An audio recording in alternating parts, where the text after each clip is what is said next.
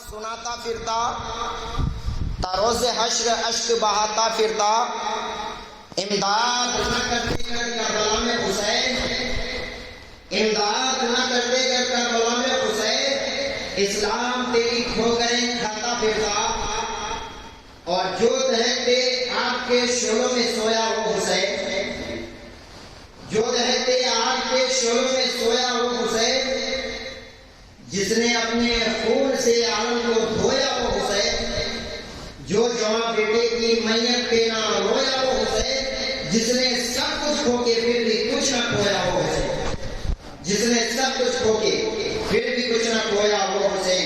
محترم حضرات، یہ واقعہ ہے کربلا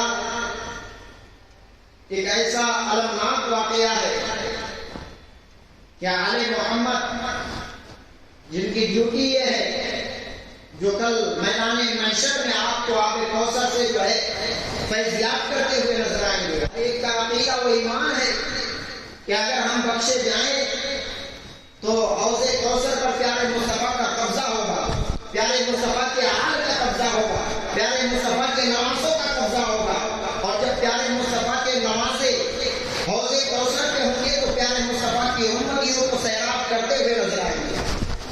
ہم ایمان اور عقیدہ یہ رکھتے ہیں کہ مرنے کے بعد ہمیں آل محمد سیراب کرے حوض کوثر سے، اور وہی صوفی جو اپنے دل میں ایمان اور عقیدہ رکھتے ہیں کہ مرنے کے بعد محمد رسول اللہ صلی اللہ علیہ وسلم سے یا ان کے حال سے ہم حوض کوثر سے نوازے جائیں، وہ کوفی اتنا نہ جان سکے کہ ہمارے مکہ مقابل میں جو ہے وہ ابن رسول ہے، وہ نوازہ رسول ہے، لہذا ان سے مقابلہ نہیں کرنی چاہیے ورنہ ایمان کی بقا نہیں رہ جائے۔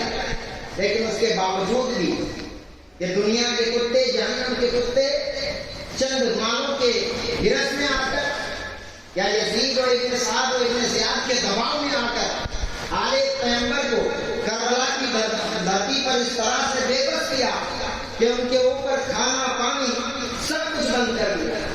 محترم حضرات، ایک وقت ایسا آیا کہ حضرت سکینہ کہتی ہیں حضرت عباس صلی اللہ علیہ وسلم سے کہ چچا جان زبان سوکھ چکی ہے، زبان خشک ہوتی جا رہی، اور میری تو چھوڑو، امام علی اصغر کی زبان دیکھو، بار بار 6 مہینے کا بچہ اپنی زبان باہر نکال رہا اور اس کی زبان سوکھ کر کانٹے کی طرح ہو گیا ہے۔ لہٰذا عباس چچا جا کر آپ نہر فرات سے ذرا تو پانی لے آئے، چلو بھر پانی لے آئے اور ہمارے حلقوں پر ٹپکاتے ہوئے نظر آئے۔ محترم حضرات، یہ وہ المناک واقعہ ہے، یہ کوئی کہانی یا کوئی جو ہے قصہ نہیں ہے، بلکہ اس آسمان دنیا میں اس واقعہ کو اپنی نگاہوں کے سامنے دیکھا ہے، بلکہ جب یہ کربلا کی سرزمین پر جب یہ واقعات رونما ہوئے تو گویا کہ اس غم میں آسمان بھی گویا، اس غم میں فرشتے بھی جو ہے اپنی بارگاہ میں التجا کرتے رہے، مولا یہ تیرے چاہنے والوں پہ کیا ہو رہا کہ تیرے محبوب پاک کے نوازوں پہ کس طرح سے ظلم ڈھائے جا رہے ہیں۔ لیکن محترم حضرات، یہ امتحان کی گھڑی تھی، وغیرہ وہ حسین ایسے حسین ہیں کہ حکم دے تو آب کوثر نکل پڑے، نہر فرات خیمے کے اندر نکل پڑے۔ یہ امتحان کی گھڑی ہے، ورنہ وہ حسین ہیں، اشارہ جو کر دیں تو 7 سمندر نکل پڑے، اشارہ جو کر دیں تو 7 سمندر نکل پڑے۔ یہ حسین کون ہے؟ یہ حسین جنہیں ابن رسول، جنہیں نواسہ رسول کہا جاتا ہے، یہ حسین ایسی شخصیت ہے، ان کی بارگاہ میں کیوں نہ خراج عقیدت پیش کیا جائے، کیوں نہ امام حسین کی بارگاہ میں سلام پیش کیا جائے، کیونکہ جس طرح سے بہادری کے ساتھ امام حسین نے کربلا کے نینوزار وادی میں اپنے آپ کو صبر و استقامت کا پیکر بنا کر رکھا ہے، اتنا ہی نہیں، سامنے جوان بیٹے کی لاش تک رہی، لیکن امام حسین صبر کر رہے تھے۔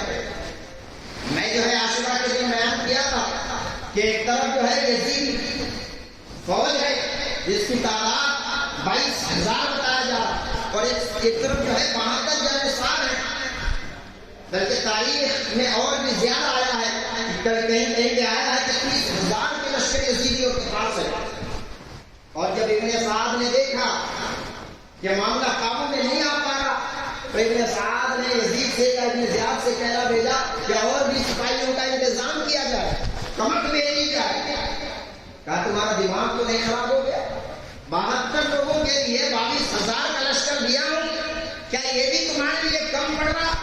کہا 22,000 بہت زیادہ ہے، لیکن یہ دیکھو کہ سامنے مقابلہ کس کے ساتھ ہو رہا۔ یہ علی کے خاندان کے لوگ ہیں، یہ ہاشمی شیر ہیں، ان کے رگوں میں بھی حضرت علی کا خون دوڑ رہا ہے، لہذا اس لیے ہمیں اور سپاہی چاہیے۔ یہ حضرت علی کا خاندان ہے، جنہوں نے جو ہے صرف ایک ہاتھ سے اٹھا کر ایک بازو سے جو ہے باب خیبر کو دور پھینک دیا۔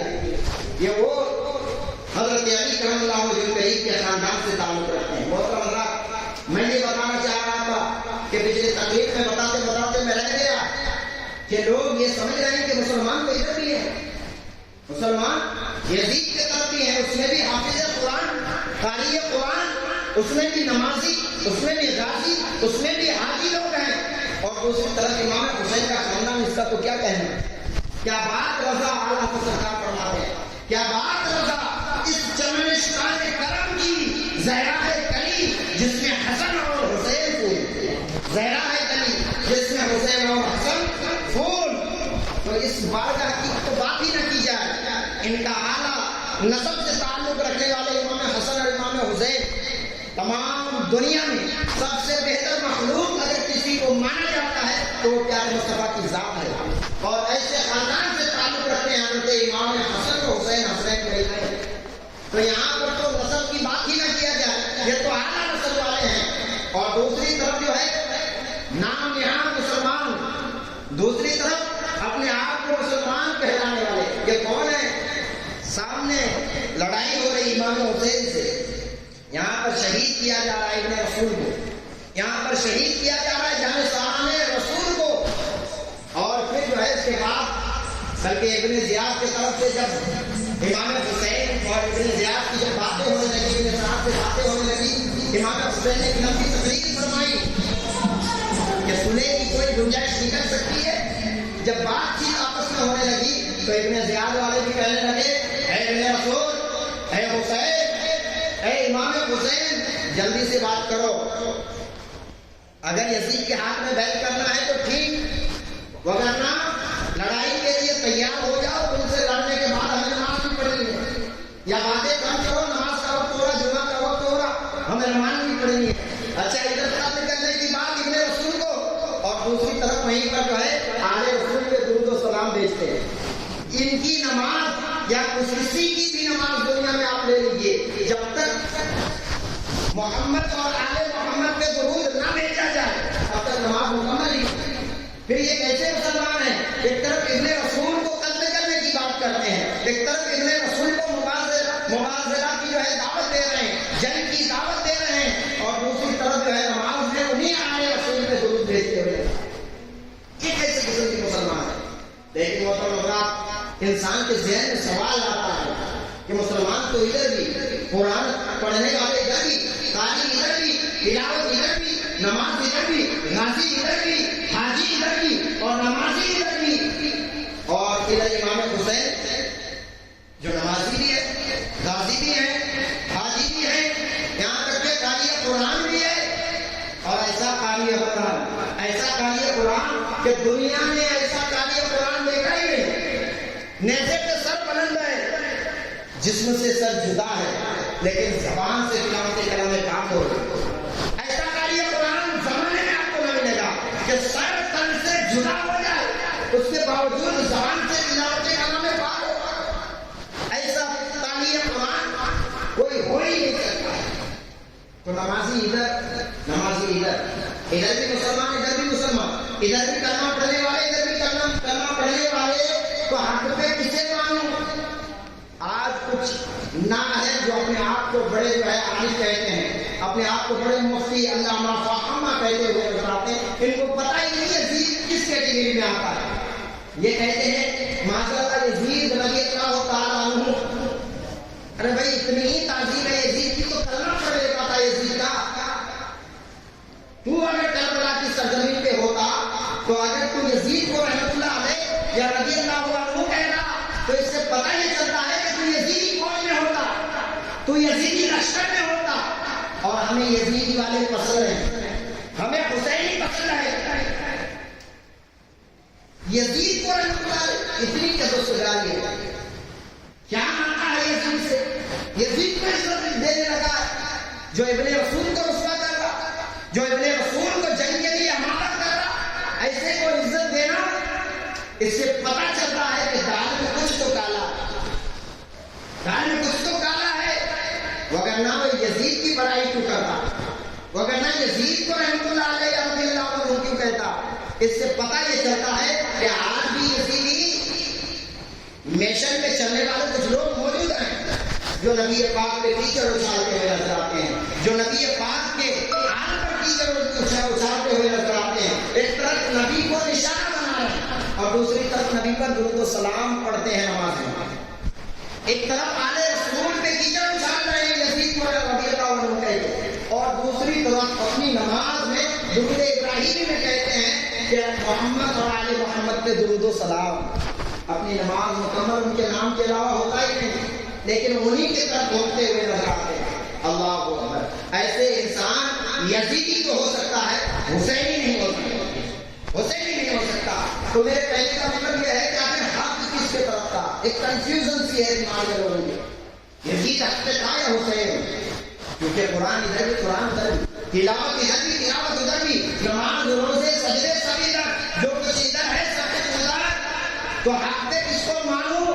میں نے کہا تھا کسی سے پوچھنے کی ضرورت نہیں ہے، پوچھنا نہیں چاہتے ہو تو ایسی چیز سے پوچھا جائے جو ہمیشہ بولتا ہے تو حق بولتا ہے، جو بولتا ہے تو کلام الہی بولتا ہے، اللہ کی بات بولتا ہے، اور وہ ایک کتاب ہے قرآن پاک جسے کلام الہی کہا جاتا ہے۔ وہ ایک کتاب ہے دنیا میں جسے کلام الہی قرآن پاک کے نام سے لوگ جانتے اور پہچانتے ہیں۔ ہم پوچھتے ہیں قرآن تم ہی بتاؤ، نماز ادھر بھی ہے، نماز ادھر بھی، روزہ ادھر بھی ہے، روزہ ادھر بھی، تو ہی بتا حق کدھر ہے، اللہ کس کے طرف ہے؟ تو قرآن کہتا ہے ان اللہ مع الصابرین، میں جو ہے صابروں کے طرف ہوں، میں صبر کرنے والوں کے طرف ہوں۔ اب ہمیں دیکھنا ہے یزید صبر کر رہا تھا یا حسین؟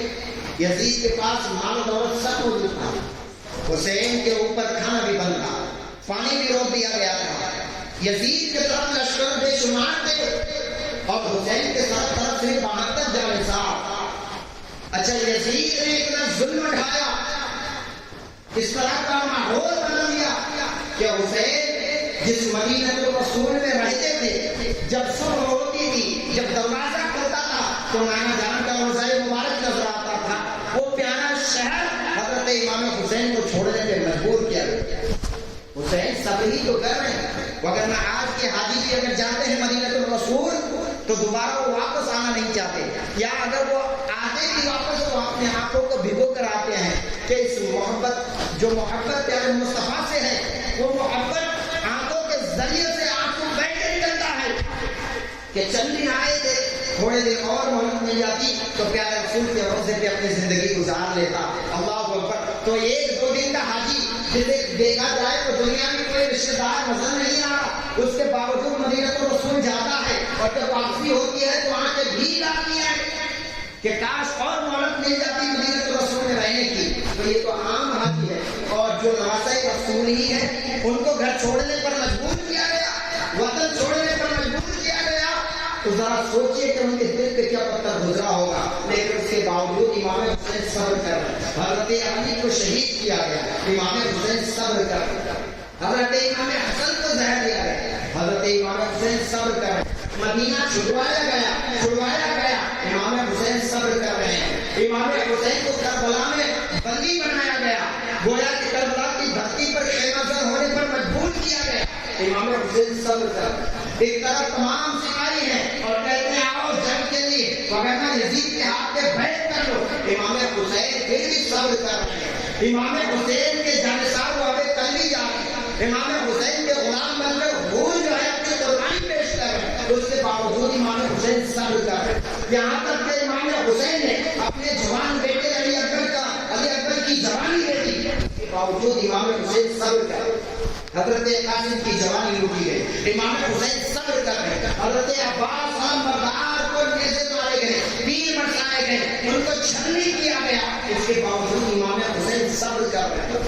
بچوں کے پاس پیاس ہے, پیاس کی طرف ہے, اس کے باوجود امام حسین صبر کر رہے. اللہ اکبر. پتہ یہ چلا یزید کی طرف صبر نہیں تھا, حسین کی طرف صبر تھا. اور اللہ فرماتا ہے میں ادھر ہوں جدھر صبر ہے, میں ادھر ہوں جدھر صبر ہے. تو پتہ چلا کہ حق بھی جو ہے امام حسین کی طرف ہے, کیونکہ اللہ جب امام حسین کی طرف تو حق تو ہوا نا امام حسین کی طرف. اب کنفیوژن کرنے کی ضرورت نہیں. قرآن نے جب ہمیں بتا دیا کہ میں جو ہے خود رب ہو کر حسین کی طرف ہوں, تو ہم تو بندے ہیں, ہمیں تو حسین کے نقش قدم پہ چلنا ہی چاہیے, ہمیں تو حسین کے مشن پہ چلنا ہی چاہیے. پتہ یہ چلا اس میں کوئی کنفیوژن نہیں ہے کہ یزید حق پہ تھا.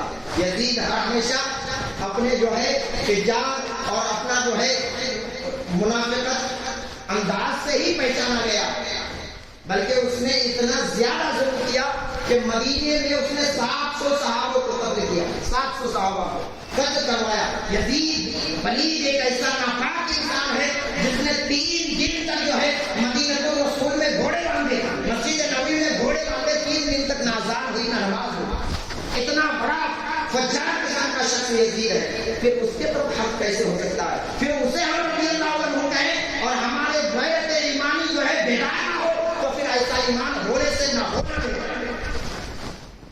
جو امام حسین کا دشمن ہے, جو مدینہ رسول کے گھوڑے باندھے, جو عورتوں کے ساتھ زنا کرے, جو محرمات کے ساتھ شادی کرنے کو جائز قرار دے, جو حضرت عائشہ صدیقہ رضی اللہ عنہا کی شان میں بےہودہ باتیں کرے, ایسا انسان مسلمان نہیں ہو سکتا. ایسا انسان اس کا ایمان بیدار نہیں ہو سکتا, ایمانی جذبہ اس کے اندر موجود نہیں ہو سکتا. پھر ایسے انسان کو اگر ہم مسلمان ہو کر رضی اللہ عنہ کہیں تو پھر ہمارا ایمان کہاں گیا, ہمارا ایمان کہاں گیا؟ لہذا اپنے ایمان کی جانچ کرنے کی ضرورت ہے کہ ہم حسینی ہیں یا یزیدی ہیں.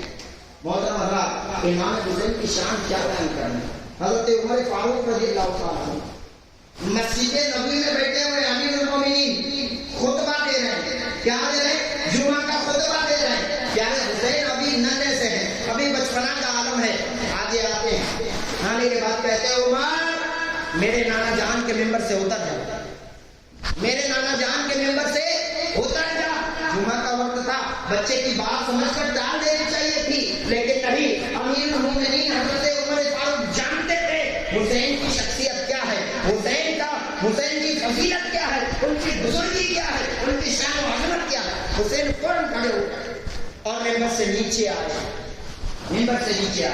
پیارے حسین کہتے ہیں عمر یہ میرے نانا جان کا ممبر ہے, تمہیں بیٹھنا ہی ہے تو اپنے نانا جان کے ممبر پہ چلے جاؤ, اپنے نانا جان کے ممبر پہ چلے جاؤ. حضرت عمر فاروق کو رونے لگے اور کہنے لگے شہزادے میرا نانا کوئی نہیں, میرا نانا کا ممبر ہی نہیں, یہ تو آپ کے نانا کا ممبر ہے, میرے نانا کا ممبر ہی نہیں. کچھ دیر کے بعد حضرت حسین کہنے لگے اے عمر تمہارا نانا کا ممبر ہی نہیں ہے تو لے بیٹھ جا میرے نانا کے ہی ممبر پہ. پھر حضرت عمر فاروق جو ہے ممبر رسول پہ بیٹھتے ہیں. اب حضرت عمر فاروق کیا کہتے ہیں, اے مدینے والوں گواہ ہو جاؤ, مجھے امام حسین نے ممبر سے اٹھایا تھا اور بیٹھایا بھی امام حسین نے ہے.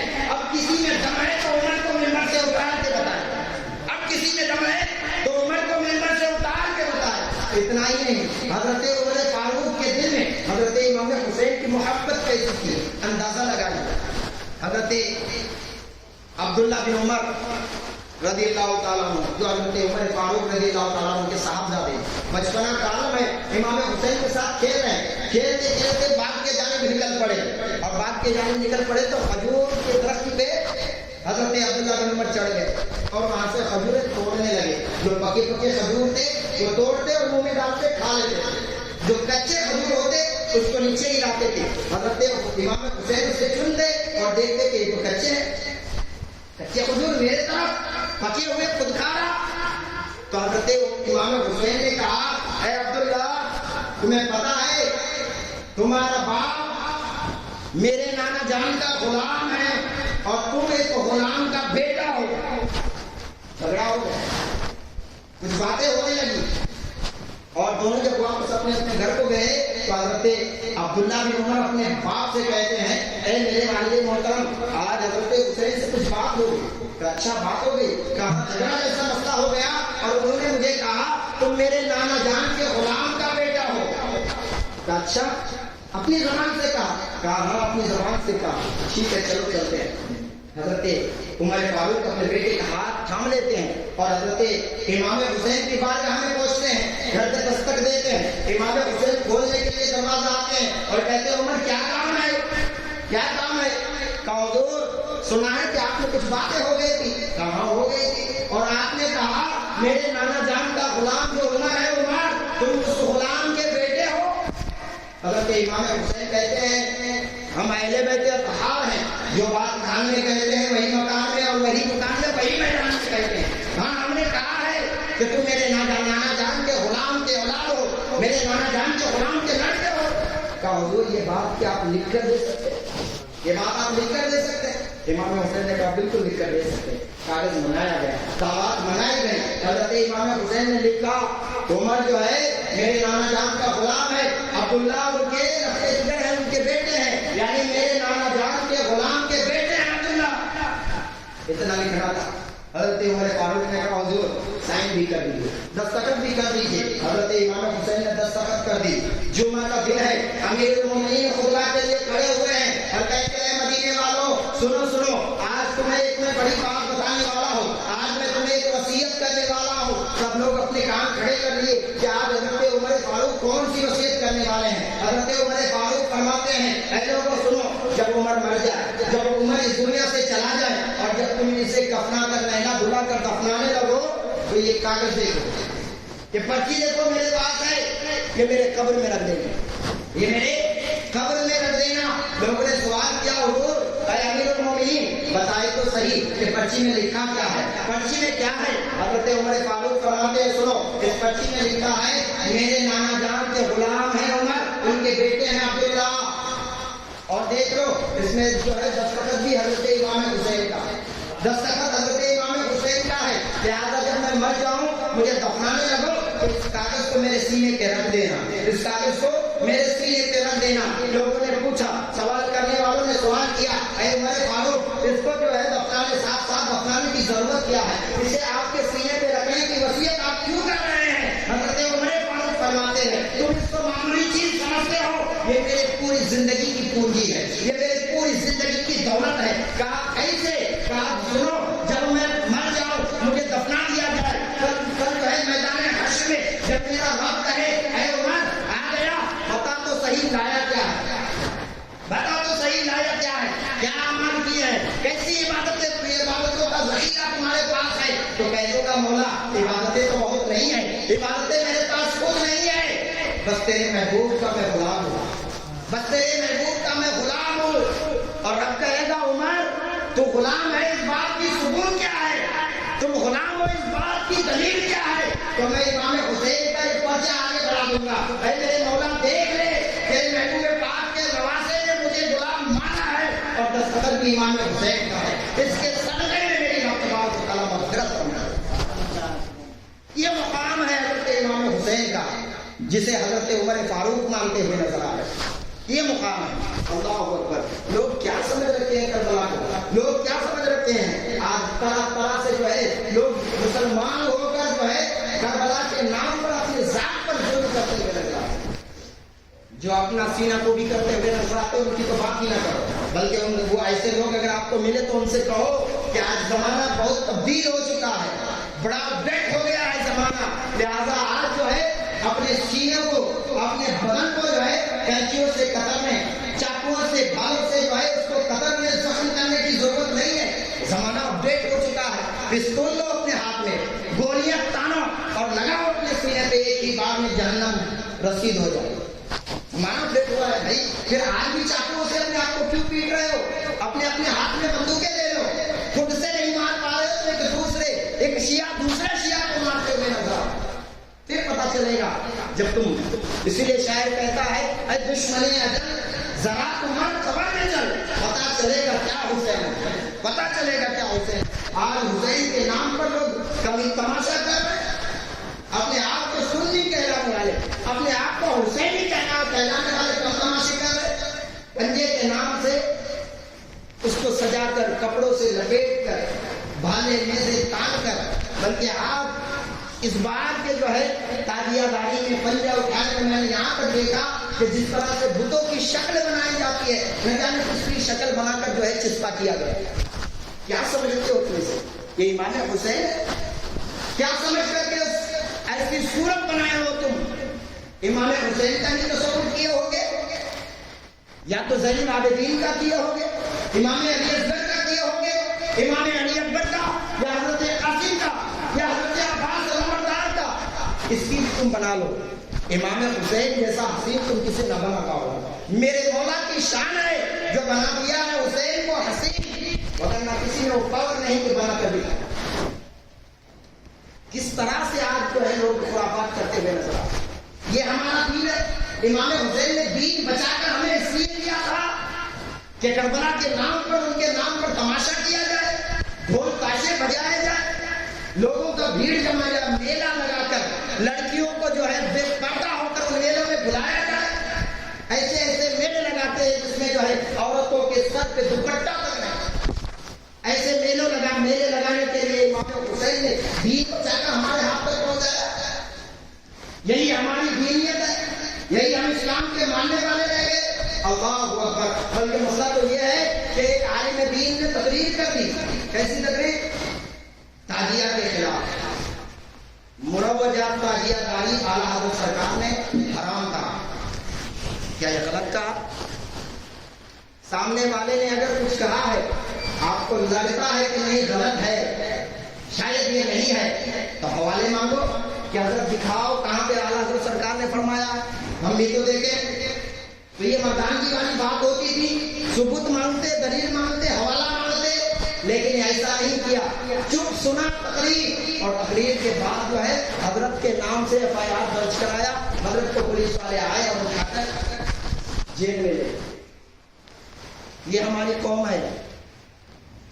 امام کے سامنے الگ ہی چہرہ ان کا، اور نماز پڑھ کے چلے جائیں تو امام کے لیے ان کے ذہن کا خیال الگ ہو جاتا ہے۔ یہ حال ہے ہماری قوم کا۔ تقریر سنی، مرد تھا تو سامنے مقابلہ کرتا، حضرت کیسے کہتی ہے کہ تاجیہ داری حرام ہے، کہاں پہ لکھا ہے دکھائیں تو صحیح، اعلیٰ حضرت سرکار نے کون سی کتاب میں لکھا ہے دکھائیں تو صحیح۔ یہ مردانگی والی بات ہوتی، آمنے سامنے ڈیبیٹ ہو جاتا، لیکن نہیں، تقریر تم دبا کے سنا، اور اس کے بعد جو ہے امام صاحب کے نام سے FIR بھی کرایا، اور پولیس والے آئے، امام صاحب کو اٹھا دے۔ یہ ہماری مردانگی رہ گئی، یہ ہماری جرت رہ گئی، اور آج ہم کہتے ہیں ہم ہر جگہ پہ پیٹے جا رہے ہیں، ہمیں ننگا نچایا جا رہا، ہمیں لوگ جو ہے آگ سے پھونک رہے ہیں، جلا رہے ہیں ہماری گاڑیوں کو، ہمارے مکانوں کو بلڈوزر سے جو ہے اڑوا رہے ہیں۔ آج ہم یہ شکایتیں کرتے ہوئے نظر آ رہے اور کہتے ہیں اللہ کب رحم فرمائے گا ہم پہ، اللہ کی مدد کب آئے گی؟ ارے مدد جیسی آپ نے سچویشن کہاں رکھا ہے؟ آپ نے اپنے آپ کو پہلے مسلمان کہاں بنا رکھا ہے؟ ذرا یہ تو سوچنے کی بات ہے۔ وہ اگر نہ وہ امام حسین ہے، ہم اگر یاد نہ منائیں تو ان کی شان گھٹنے والی نہیں۔ یہ ہماری خوش نصیبی ہے کہ حضرت امام حسین جیسا امام ہمیں ملا۔ یہ ہماری خوش نصیبی ہے کہ پیارے مصطفیٰ کی امت میں رب نے ہمیں پیدا فرمایا، تو ہم اپنے آپ کو متبرک بنانے کے لیے نبی کی شان بیان کرتے ہیں، ہم اپنے آپ کو مبارک ہونے کے لیے جو ہے امام حسین کی یاد مناتے ہیں۔ وغیرہ امام حسین محتاج نہیں ہے، جنہوں نے بھائی 1000 لشکروں کا کوئی پرواہ نہ کیا، اپنی جان دے دی، گردن دے دیا، لیکن ہاتھ یزید قریب کے ہاتھ میں نہ دیا۔ وجہ کیا تھی کہ یزید بڑا گندا انسان، کیریکٹر صحیح نہیں تھا یزید کا۔ یزید بڑا جو ہے پلید انسان تھا۔ یزید اسلام کو پشت پیچھے ڈھکیلنے والا انسان تھا۔ یزید اسلام میں نئے نئے قوانین بنا رہا، جس کی وجہ سے امام حسین نے بیعت نہیں کی، وغیرہ بیعت کر لیتے، اچھا انسان ہوتا، شریعت پہ چلنے والا ہوتا تو بیعت کر لیتے، لیکن شریعت کو پامال کر رہا تھا۔ تو آج مسلمانوں ہم اپنے گریبان میں دیکھیں، کیا آج ہم اپنے دین کو پامال نہیں کر رہے؟ کیا آج ہم اپنے دین کو دھکا نہیں مار رہے؟ کیا آج ہم جو ہے اپنے چہروں پر اس طرح پھرا کے ایک سنت مبارکہ کا قتل کرتے ہوئے نظر نہیں آ رہے؟ یہی چیز تو یزید کر رہا ہے۔ پھر ہم نے اور یزیدیت میں فرق کیا رہ گیا؟ اپنے آپ کو حسینی بناؤ، ایسا حسینی بناؤ کہ جب آپ گلیوں سے گزریں غیر دیکھ کر یہ کہنے پر مجبور ہو جائیں کہ یہ غلام رسول ہے، ان کا کردار ایسا ہے، تو امام حسین کا کردار کیا ہوگا؟ امام حسین کی جو ہے بزرگی کا عالم کیا ہوگا؟ ایسا کہنے پر لوگوں کو مجبور کرو۔ کب؟ جب امام حسین کا مشن آپ کے اندر داخل ہو جائے، جب پیارے مصطفیٰ کی سنت آپ کے چہروں پر، آپ کے قطع وضع قطع پر نظر آئے گا، تب پتہ چلے گا کہ یہ سنت رسول کے ماننے والے ہیں، تب پتہ چلے گا کہ یہ عاشق رسول جا رہا ہے۔ لیکن آج ماحول الگ ہی ہوتا چلا جائے، مسلمان کب تک جو ہے چپی سادے رہیں گے پتہ نہیں۔ مسلمان انتظار کر رہے ہیں کوئی خالد بن ولید جیسا آ جائے، مسلمان انتظار کر رہے ہیں کوئی ارطغرل جیسا آ جائے، مسلمان انتظار میں ہے کہ کوئی نصر الدین فتح جیسا آ جائے، مسلمان انتظار میں ہے کوئی صلاح الدین ایوبی جیسا پیدا ہو، مسلمان انتظار میں ہے کوئی ٹیپو سلطان جیسا آ جائے اور ہمیں جو ہے ان تمام ظلموں سے بچا لے۔ اپنے آپ کو ٹیپو سلطان کب بناؤ گے؟ اپنے آپ کو صلاح الدین ایوبی جیسا کب بناؤ گے؟ وہ بھی ایک انسان تھا، اس کو بھی کسی ماں نے جنا تھا۔ پھر ہم نے اور ان میں زیادہ فرق نہیں ہے، بس فرق رہ گیا ہے تو اعمال کا فرق رہ گیا کہ ہم نے سنت نبی کو اپنے اندر داخل ہونے ہی نہیں دیا۔ ہم نے اسلام کے جو لبادہ تھا، اسلام کا جو اوڑھنا تھا، اسے ہم نے اوڑھا ہی نہیں، صرف دور سے ہی کہہ دیا ہم اسلام کو ایکسپٹ کرتے ہیں، ہاں ہم اسلام کو مانتے ہیں، ہاں ہم اسلام پہ چلنے والے ہیں، لیکن چل کے دکھایا نہیں، سنتوں کو اپنے اوپر سجایا نہیں، اپنے اندر اسلام کو داخل ہونے ہی نہیں دیا، دروازہ ہی بند کیا پہلے، اور صرف یہ کہا ہاں اسلام ہم تک پہنچ گیا، ہاں ہم مسلمان ہو چکے ہیں۔ مسلمانوں کا عالم یہ ہو گیا ہے جہاں پر ہمیں اچھا لگا یہ چیز پہ ہم عمل کر سکتے ہیں، جیسا کہ مثال کے طور پہ مسلمانوں کو گائے کا گوشت کھانا جائز ہے۔ اب ہمیں لگ رہا کہ گوشت کھانے میں کیا بھی مذائقہ نہیں ہے، گوشت کھانے میں کیا بھی پریشانی نہیں ہے، تو یہاں پہ ہم مسلمان بن گئے، یہاں پہ ہم مسلمان بن گئے۔ اچھا مسلمانوں کے لیے 5 وقت کی نماز فرض ہے، ہمیں لگ رہا ہے یہ بہت مشکل چیز ہے، ہمیں لگ رہا ہے یہ بہت دشوار ہے، ہمیں لگ رہا ہے کہ اس پہ میں عمل پیدا نہیں ہو سکتا۔ یہاں پہ ہم نے اسلام کو کاٹ کے الگ کر لیا، اس چیز کو چھوڑو، آگے کچھ ہے دوسرا۔ اب پھر جہاں آپ کو لگ رہا ہے جہاں یہاں ہم اسلام پہ چل سکتے ہیں، آسان چل سکتے ہیں، وہاں پہ آپ نے اسلام کو اپنا لیا۔ جہاں پہ لگا کہ نہیں بڑا مشکل ہے، وہاں پہ آپ نے کہا بس یہ عالم لوگوں کا کام ہے، یہ عالم لوگ اپنا ہے، ہم نہیں کر سکتے۔ اللہ تبارک و تعالیٰ نے ہمیں پاک میں فرمایا ادخلوا فی السلم کافہ، اگر تم مسلمان ہے، مسلمان ہو گیا ہے تو پوری طور پر مسلمان ہو جا، مکمل طور پر مومن بن جا، ایسا نہیں کہ آدھا کچا کام ویسے بھی کسی کو اچھا نہیں لگتا۔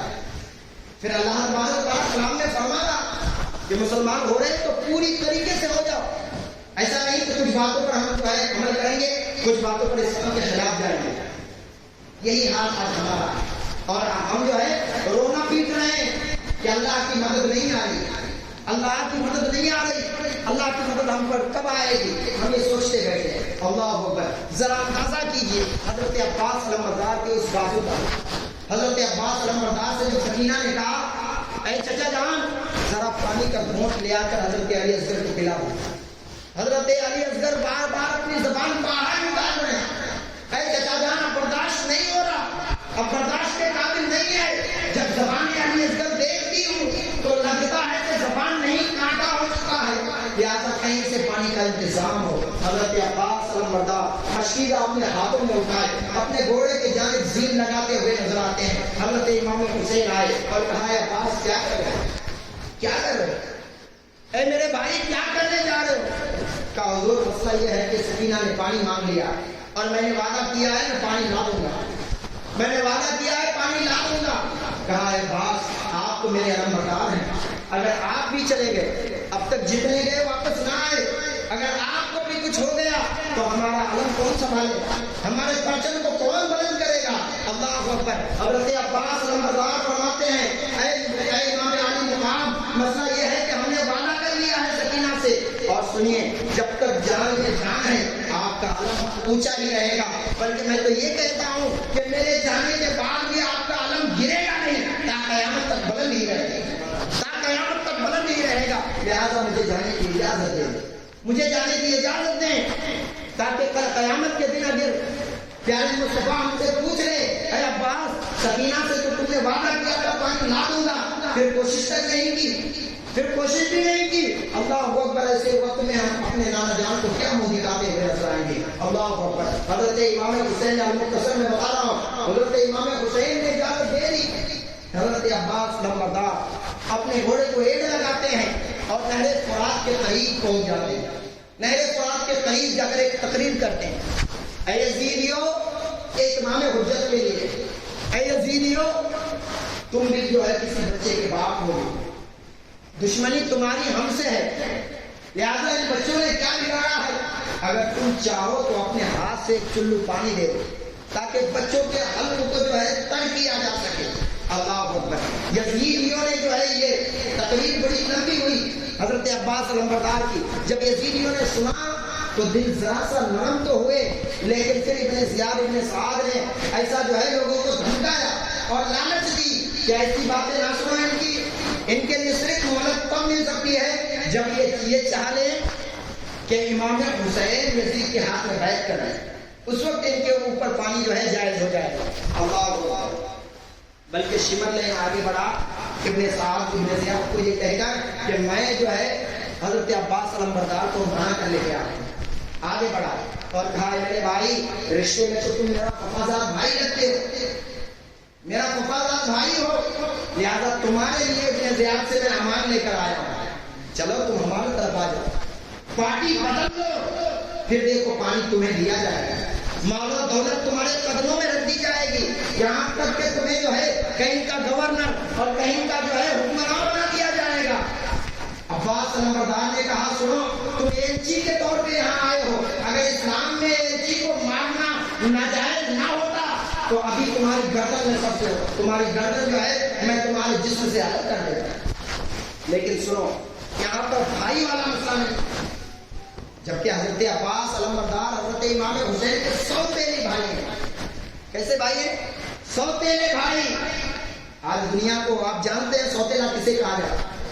سوتیلا جیسے ہی جاتا ہے تو لوگوں کے ذہن میں آتا ہے کہ ایک دوسرے کا دشمن، ایک دوسرے کا دشمن، لیکن حضرت عباس علمبردار نے اپنے سوتیلا بھائی کا حق ادا کر کے یہ بتا دیا، سوتیلا کا مطلب یہ نہیں ہوتا کہ ایک دوسرے سے لڑا جائے، ایک دوسرے کے جو ہے حصے چھینا جائے، بلکہ سوتیلا کا مطلب ایک یہ بھی ہوتا ہے کہ اپنے بھائی کو امام سمجھ کر ان کے قدموں پہ اپنی جان قربان کر دی جائے۔ یہ درس حضرت عباس علمبردار نے دیا۔ اچھا، جب شمر نعیم کو ایک للکار دی حضرت عباس علمبردار نے تو شمر نعیم بھاگتا ہوا نکلا۔ پھر مسئلہ یہ ہوا کہ حضرت عباس علمبردار نے اپنے گھوڑے کو ایڑ لگائی اور تمام تر جو پہرے داری لگائی گئی تھی نہر فرات پہ، تمام کو توڑتے ہوئے بستر کرتے ہوئے جو ہے حضرت عباس علمبردار نہر فرات تک پہنچ جاتے ہیں، اپنے مشکیزے کو بھر لیتے ہیں اور سوچتے ہیں کہ میں بھی تو پیاسا ہوں، 3 دن سے پانی کا گھونٹ تک نہیں پیا ہے، آج موقع ہے، ابھی تو میں فرات تک پہنچ گیا ہوں، لہذا جو ہے پانی پی لیا جائے۔ جیسے ہی عباس علمبردار نے اپنے چلو میں پانی اٹھایا ہے، نہ جانے انہیں اپنے چلو میں کون سی تصویر نظر آئی، نہ جانے ہو سکتا ہے کہ اس میں حضرت امام علی اصغر کا وہ حکم نظر آیا، ہمارے آل محمد کے گھرانے کے بچے پیاسے ہیں، عباس تمہیں کیسے ضرورت ہو گئی کہ تم پانی پی رہے ہو؟ اللہ اکبر۔ یہ کہتے ہوئے عباس علمبردار نے جو ہے پانی کو نہر فرات میں چھوڑا ہے اور اپنے گھوڑے کو اشارہ کیا ہے کہ تو تو جانور ہے، تو بھی تو پیاسا ہے، تو بھی تو پیاسا ہے، لہذا آج تیرے پاس تو موقع ہے، میرے پاس تو صرف یہ عذر ہے کہ سکینہ پیاسی ہے خیمے میں، میرے پاس تو عذر ہے امام حسین کے لب سوکھے ہوئے ہیں خیمے میں، میرے پاس تو عذر ہے امام علی اصغر کے جو ہے حلقوم پیاسے ہیں، لیکن اے جانور، اے گھوڑا، تو پی سکتا، لیکن اللہ اکبر، نہ جانے اس جانور کو کس نے بتا دیا تھا کہ آل رسول کا تعظیم کیا ہوتا ہے، غلام آل رسول کا کردار کیا ہوتا ہے۔ جیسے ہی گھوڑے کو اشارہ کیا ہے، گھوڑے نے بھی پانی پینے سے انکار کر دیا۔ اللہ اکبر۔ گویا کہ گھوڑے کو بھی کسی نے سمجھا دیا ہے وہ عام گھوڑا نہیں ہے، وہ آل رسول کا گھوڑا ہے، وہ آل رسول کا غلام ہے، اور جب تک جو ہے آقا پانی نہ پیے، غلام کو اجازت نہیں ہے کہ وہ اپنا حلقوم پیاسا کر سکے، اپنا حلقوم مقصود کر سکتا ہے. اللہ اکبر. اس گھوڑے نے بھی پانی نہ پیا. عظمت امام حسین کو وہ جانور سمجھ رہا. یہ کیسے جانور ہیں جو یزید کو رحمت اللہ علیہ کہہ رہے ہیں؟ یہ کیسے جانور ہیں جو امام حسین پر بہتان باندھ رہے ہیں کہ امام حسین جنگ کے غرض سے گئے تھے؟ اللہ اکبر. انہیں شرم آنی چاہیے بلکہ گھوڑے سے درس لینا چاہیے کہ غلام حسین ایسے ہوتے ہیں پانی ہاتھ میں آ جائے پھر بھی اگر آقا نہ پیا ہو تو غلام نہ پیے. آقا نہ پیا ہو تو غلام پانی کو چھوئے بھی نہیں. اچھا بلاخر ہوا یہ کیا کرتے عباس مسجد کو بھرا ہے, اپنے گھوڑے کو ایڑ لگائی ہے. ادھر ابن زیاد کہتا ہے کہ پیروں بڑھا دیا جائے بلکہ اتنے تیر برسائے جائیں کہ کسی طرح سے بھی عباس علمبردار بچ کر خیمے تک نہ پہنچ پائے. کیونکہ اگر آج امام حسین کے خیمے تک پہنچ گیا تو کل تاریخ لکھنے والا تاریخ لکھے گا کہ 72 جانصار تمام یزیدیوں پر بھاری پڑ گئے. 72 جانصاروں نے تمام یزیدیوں کے بیویوں کو بیوہ کر دیا, ان کے بچوں کو یتیم کر دیا. تاریخ نگار کے لیے تاریخ لکھتا ہوا نظر آئے گا. لہذا عباس علمبردار کو پانی کا ایک بوند لے کر کے خیمہ پہنچنے نہ دیا جائے. اللہ اکبر. عباس علمبردار جس طرح سے گزرتے تھے, جو بھی پہرے داری والے سپاہی آتے تھے انہیں جو ہے ایک بار بھی قتل کرتے ہوئے نظر آتے, انہیں ایک بار بھی جو ہے بجلی کی رفتار کے ساتھ ان کی گردن سے جو ہے جسم سے جدا کرتے ہوئے نظر آتے تھے. لیکن جب یزیدیوں کے تیر بڑے ایسے بڑے اور اس میں سے ایک نالائق انسان ایسا آیا, کیونکہ حضرت عباس علمبردار کے سامنے محمد بن شیس نام کا ایک شخص تھا جو آگے سے آ کر حملہ کیا. اتنے میں حضرت عباس علمبردار اس وار کو روکتے, ایک دوسرے لعین نے پیچھے سے وار کیا اور حضرت عباس کا ایک بازو کٹ گیا. حضرت عباس کا ایک بازو کٹ گیا. اتنے میں حضرت عباس کے جو ہے دوسرے بازو پہ وار کیا گیا, حضرت عباس کے دوسرے بازو بھی کٹ گئے. حضرت عباس علمبردار نے پھر بھی مشکیزہ چھوڑا نہیں, اپنے دانتوں تلے دبایا کہ کسی طرح سے امام حسین کے خیمے تک یہ پانی پہنچایا جائے. اللہ اکبر. لیکن یزیدیوں نے رحم نہ کھایا, اتنے تیر برسائے کہ حضرت عباس علمبردار کے سینے بھی چھلنی ہوئے اور مشکیزہ کو بھی اتنے چھید کیے گئے کہ حضرت عباس علمبردار جب تک امام حسین کے خیمے کے قریب پہنچتے تب تک پانی کا ایک قطرہ بھی مشکیزے میں باقی تھا. پھر مسئلہ یہ ہوا کہ حضرت عباس علمبردار نے اپنے بھائی امام حسین کو پکارا. امام حسین آئے اور کہا عباس آپ کی شہادت پر ہماری کمر ہی ٹوٹ گئی, آپ کی یہ حالت دیکھ کر میری کمر ہی ٹوٹ گئی. اللہ اکبر. عباس علمبردار نے آنکھیں کھولی ہے, مسکرایا ہے اور کہا امام حسین بیٹی سکینہ سے کہہ دینا جو چچا نے تم سے وعدہ کیا تھا وہ وعدہ نبھا نہ سکا, مجھے معاف کر دے. اللہ اکبر. امام حسین نے حضرت عباس کو گود میں اٹھایا ہے, خیمے کے جانب لے جا کر سکینہ کے آگے رکھا ہے اور کہا ہے سکینہ تم نے تو پانی مانگا تھا, عباس لانے کے لیے گئے تھے لیکن خیمے تک پہنچا نہ سکے, انہوں نے معافی نامہ آپ کے لیے بھیجا ہے, آپ جو ہے انہیں معاف کر دیں. کل قیامت کے دن انشاءاللہ وہ آپ کو سیراب کرتے ہوئے نظر آئیں گے. محمد رسول اللہ صلی اللہ تعالی علیہ وسلم. لگ بھگ سناتا پھرتا تاروز حشر اشک بہاتا پھرتا, امداد نہ کرتے گر کربلا میں حسین, امداد نہ کرتے گر کربلا میں حسین, اسلام تیری کھو گئے کھاتا پھرتا, اور جو دہتے آپ کے شعلوں میں سویا وہ حسین, جو دہتے آپ کے شعلوں میں سویا وہ حسین, جس نے اپنے خون سے عالم کو دھویا وہ حسین, جو جوان بیٹے کی میت پہ نہ رویا وہ حسین, جس نے سب کچھ کھو کے پھر بھی کچھ نہ کھویا وہ حسین, جس نے سب کچھ کھو کے پھر بھی کچھ نہ کھویا وہ حسین. محترم حضرات, یہ واقعہ ہے کربلا ایک ایسا المناک واقعہ ہے کہ آل محمد جن کی ڈیوٹی یہ ہے جو کل میدان محشر میں آپ کو آب کوثر سے جو ہے فیضیاب کرتے ہوئے نظر آئیں گے. ایک کا عقیدہ وہ ایمان ہے کہ اگر ہم بخشے جائیں تو حوض کوثر پر پیارے مصطفیٰ کا قبضہ ہوگا, پیارے مصطفیٰ کے آل کا قبضہ ہوگا، پیارے مصطفیٰ کے نوازوں کا قبضہ ہوگا، اور جب پیارے مصطفیٰ کے نوازے حوض کوثر پہ ہوں گے تو پیارے مصطفیٰ کی امتیوں کو سیراب کرتے ہوئے نظر آئیں گے۔